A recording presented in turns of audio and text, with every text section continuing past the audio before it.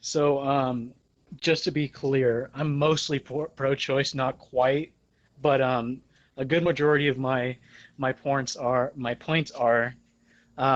there's very niche situations where where abortion is like acceptable. For example, if it's causing like negative well-being to the mother, or like it's threatening to like harm her well-being, her inability to do well at work, and just overall like life-threatening, then I can sort of see it's like a morally permissible, um, time of event, so to speak, for lack of a better word, morally acceptable in that context. And of course, things like rape babies are actually, in my worldview, like unacceptable, since the mother who would be giving birth to this baby never had a say in the matter. So it's kind of like this imposition of will. So I think that's my opening statement. I'm going to stick with it. Yeah, so my opening statement has more to do along the lines of the intrinsic value, um, or lack thereof, of like a fetus or embryo, specifically before 5 months, as it lacks any kind of consciousness or personhood. Most like medical consensus would find. I guess I can just jump right into it. I don't want to like premise trap you, so I want to like give you like a chance to clarify. You said that niche situations where the baby is harming the well-being of the mother, it's fine to abort the child at that situation, but almost like definitionally, you're always going to have a baby that's going to harm the well-being of the mother, be it financial stress or emotional stress or physical stress. So do you want to clarify on what you said? Yeah, so I guess I'll clear up my speech a little bit now that I'm not quite on such a time crunch. So what I mean by that is maybe not so much in the financial sense, but more so in the life sense, a literal life sense, where this baby isn't like to the point where it's killing the mother. And um, and when we're talking about in the context of the abortion context, what we're having right now is it's more so towards like the philosophical and the ethical side of it. Okay, so just to clarify, the situations where it's okay is when, it's like tied to like a really traumatic event, or Now recording. we already have a recording, but anyway. so, Both. so the cases in which you think that it's permissible is when it's in a very traumatic like experience, or when it's like life threatening to the mother. Just to clarify. And yeah, I also included rape babies. I don't know if I said that already. Yeah, like traumatic experiences. Yeah, okay. I was like, I'm not sure what he means by that. Yeah, so I guess that has to make me give you this question, and that is, how do you define personhood? What, to your standard, what do you think it is? Yeah, so I'm pretty, keen on personhood. I think that it's the ability for somebody to have like a human experience, some kind of. Hold on a second.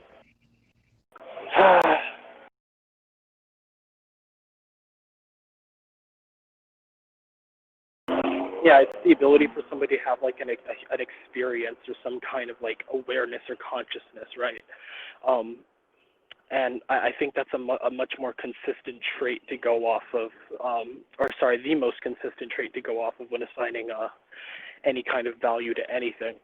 Um, I don't want to like assume your arguments, obviously, but most people take the all human life is valuable route. Is that kind of where you're coming from? Not so much. So let me explain a little bit. So if you were to ask me how do I define personhood, it would be I guess it would be much more rudimentary than what you're saying. So I guess in the simplest form, I would say how I would determine it is obviously if someone were to ask me, how do you blah how do you I um, how do I determine such things? Well, it would mainly be to tell them, well, for one, obviously your own genetic code, your own genetic process. I think plays a huge factor in that, and and I think the most consistent way me personally would go about this is the moment of conception, since I think that leads to the least amount of problems.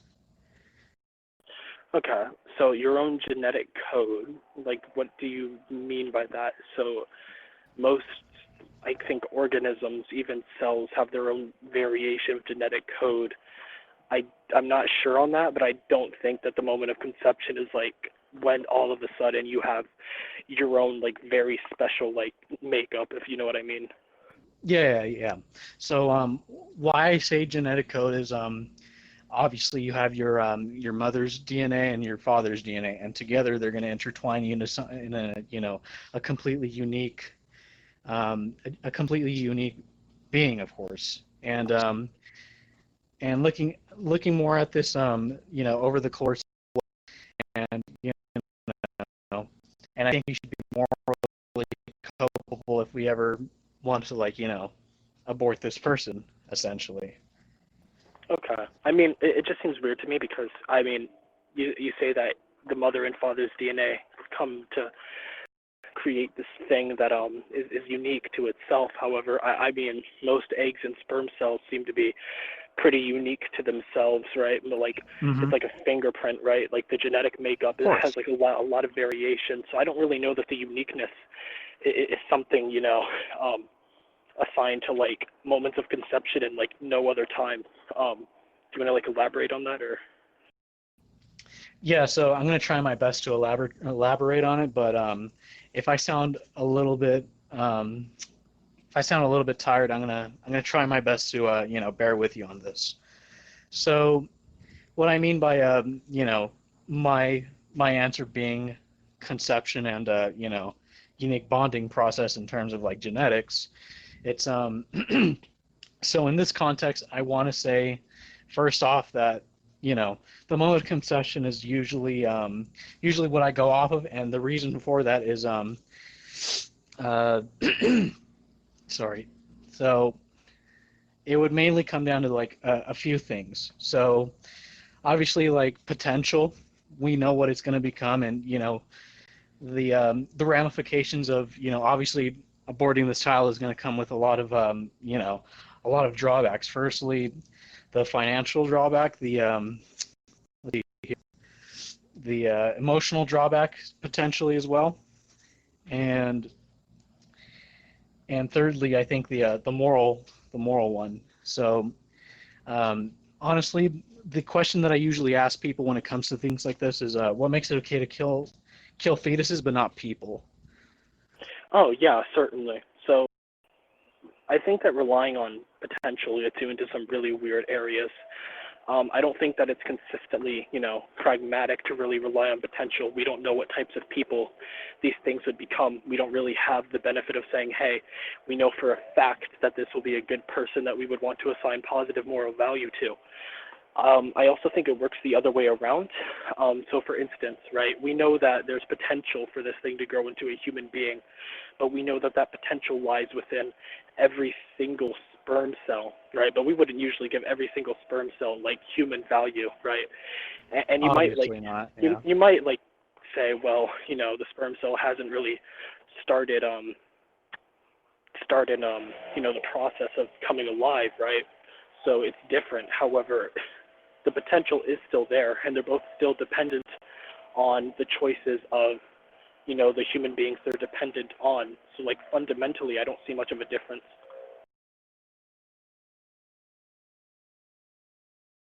That's all I really have to say.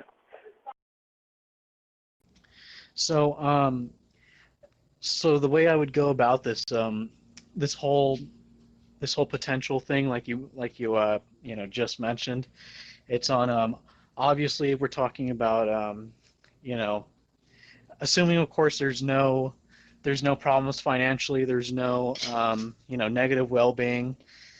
Just assuming, of course, this mother just wants to abort the child just simply because she can, then I would say it's like morally, abhorrent, I would say. Yeah, but I mean, like what I'm saying is you're kind of attributing, potential of human life, to Uh-huh. why you would value this. But I don't think that that's something that consistently we would ever like care to do. I think like even the example I gave that we don't know if it's going to be a good person kind of illustrates how like we usually think. And I don't want to like appeal to popularity because maybe you think differently, but it's perfectly fine um, to kill somebody if they are a terrible human being. We don't spare people's lives who have like committed mass murder just because they're human and humanity is intrinsically valuable. It's the personhood that they have and the experiences and what they choose to do with them that we usually assign moral value to. Yeah, but yeah, that goes to say that what it sounds like to me that is that you're depending on these sort of reciprocated value system. Is that what I'm getting, or am I completely just way off? Well, not necessarily. Reciprocated values entails that in order for me to find value in you, you must do good onto me, right? And I wouldn't kill somebody just because they don't go out of their way to do something good for me.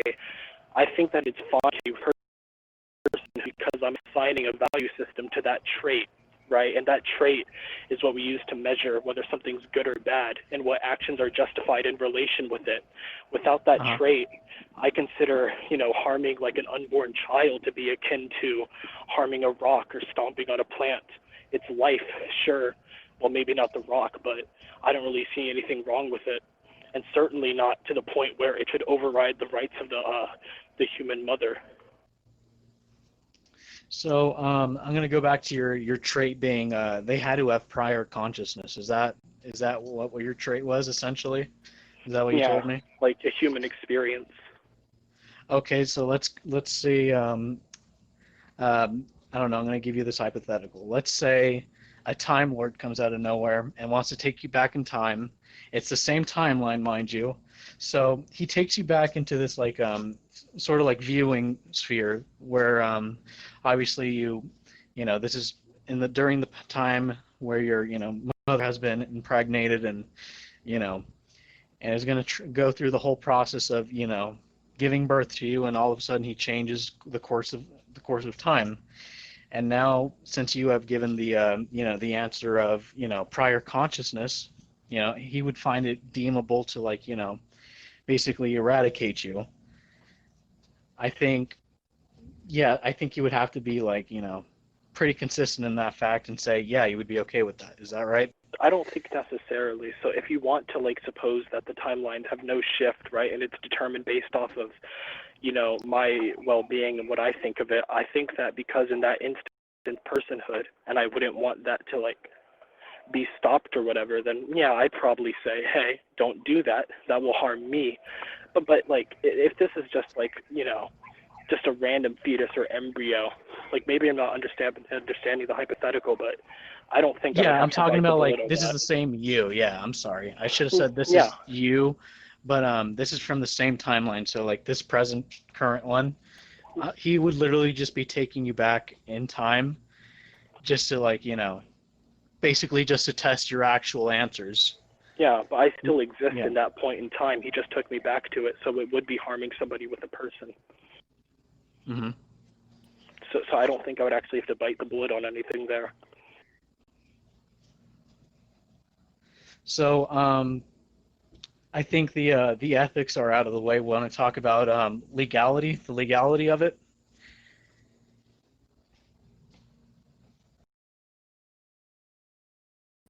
Hello? Oh, pardon? Oh no, so I said I think that covers the ethics of it, since I can't really go off of much what you're saying. Yeah, I mean, can I ask you a few questions to test your consistency, and then we could go to legality? Of course, yeah, go for it. Okay, so let's say, right, and I don't know if you accept this, but presupposing that you do accept this, right, if we're to equate, a sperm cell fundamentally to a fetus, right, because they're both human lives, right, they're alive and of human composition, they don't have any sentience. If we equate the two fundamentally, right, we would assign them the same value, right? You presumably wouldn't be okay with any form of masturbation, right? Well, no, not exactly. I said I don't know if I established this in my premise. I said, the the the intersynchronization between your mother's egg and your father's sperm cell, and where I start to consider giving this potential being moral consideration and personhood. That's when I ascribe that. Yeah, but like, as I said, right, you can make that like distinction, but you know, Yeah, the, yeah. the way I would determine that distinction to be rational or not is based off of if there's any justification for them being fundamentally different. So a sperm cell, right, it's still of human composition, and we know that cells are like fingerprints; they're different. So like the two things Of you brought course. up were uniqueness and potential, but we know that sperm cells individually are, you know, unique, and they do have the potential to grow into a baby. You know, all things Hmm. like sperm cells have potential, so I'm not really seeing the distinction here. It just seems kind of arbitrary to me. Yeah, of course, as are all things are arbitrary, but I'm going off of my moral outlook, my worldview. So I'm sorry if if my answers seem a little bit strange and very much arbitrary. So I I don't apologize ahead think, of time. yeah, it's okay, but they don't have to be arbitrary. So, for instance, I think that I'm making a very rational distinction between, you know, a fetus and an embryo and an actual person with moral consideration because there is a trait, right, that makes them fundamentally different. So I don't really know if I would rely on calling it arbitrary. It just seems to me like it points to your position being contradictory, which leads us into several problems, such as if you're using the same rationale for, you know, this is why I don't want people to use abortions, then you would have to, you know, by those logical lines say, well, I want to outlaw all like, you know, masturbation. And then you get into like issues of, well, now you're impeding on like a really huge section of people's rights to their own body. It seems really weird. Well, I wouldn't have a problem with masturbation. That's where I think that's where the general consensus and I sort of part ways. So I just wanted to make that clear. Yeah. Okay, so then if we give them the same, and just like suppose that they are, because I think that there's no like fundamental difference. Hmm. If this is true, and you know you want to protect human life, then you would say to yourself, you know, every time somebody, you know, whether or not you ejaculate or not, you know, those millions of sperm cells are going to die like every day. You multiply this by a lifetime, that's like trillions or quadrillions of lives lost, right? Um, Yeah. Going off of that, I would have to be consistent, but yeah, I but currently don't hold that value. yeah, like just hold, like follow with me really quickly, because like you could like say Hmm. that you don't hold the value, but I think that, you know, the lines of logic from your position kind of lead us to that, where I think you would have to honestly say, right, that you would have to you would have to argue that everybody die, right? Like everybody just like off themselves, because it would Hmm. honestly save the most lives over a period of time. And that seems contradictory to your, you know, you want to protect people and lives and like stuff like that. So like it seems like your position kind of betrays itself. It would betray itself if there were that case. If this was like this is granting the fact that if sperms and eggs had like some form of personhood, then yes. But the question isn't whether or not if that would be the case. The question or not would be obviously where do I draw the line is what I'm getting from this. Yeah, but like you're drawing like a line, but not really based on anything from your own position, right? Because Hmm. if these things are fundamentally indistinguishable, but you're making distinctions, that's very irrational. So like you'd have to either call your own beliefs irrational, or just you would have to kind of contradict what you believe in by biting the bullet, and eventually, you know, the logical lines lead to, I think everybody should die in order to protect life. Now I'm not sure. I'm not sure how to go about. I mean, if that were my position, I wouldn't per se say that we should be limiting, not limiting, but like stopping people from masturbating. Obviously, if we're like this is talking about the realms of freedom and liberty and the actions that we do. Yeah, yeah, Um, yeah, yeah. There are certain actions that I think are like morally neutral. Masturbating, you're not hurting anyone, you're not killing anybody, yeah, and but that's fine. yeah, so like I don't know if it's clear or not, but like the reason I think that your position is fundamentally the same as this one is that you said that you value like the conjoining of an egg and sperm cell because it creates it creates something unique with potential. But sperm cells already have uniqueness and potential. Those traits are already fulfilled. So you have to Hmm. apply the same value to them, since they're conceptually the same. And that's where I'm getting, you know. there's no difference. Yeah, I understand that, but if yeah, like I'm gonna go back to the the moment of conception. So the thing I wanted to capitalize on was if we picked like this arbitrary trait of having like personhood, and if we didn't have personhood at a given time, what would stop us from being killed? I think No, if is if the if question that I should yeah, raise. but if there's no personhood, it's not immoral to kill. It's kind of like asking the question, how do you harm something that can't feel pain and doesn't care if it gets harmed at all? How do you ever say that that thing was harmed? It's kind of along those lines, and I think they're a lot easier to be consistent with, because you don't have to bite the bullet on, mass genocide or, just being contrary on. I see. So um, yeah, so I think the last point I wanted to touch up on was, as far as I can remember, this is the last one I wanted to touch up on. So, in terms of like legislation and legality, how do you think we should go about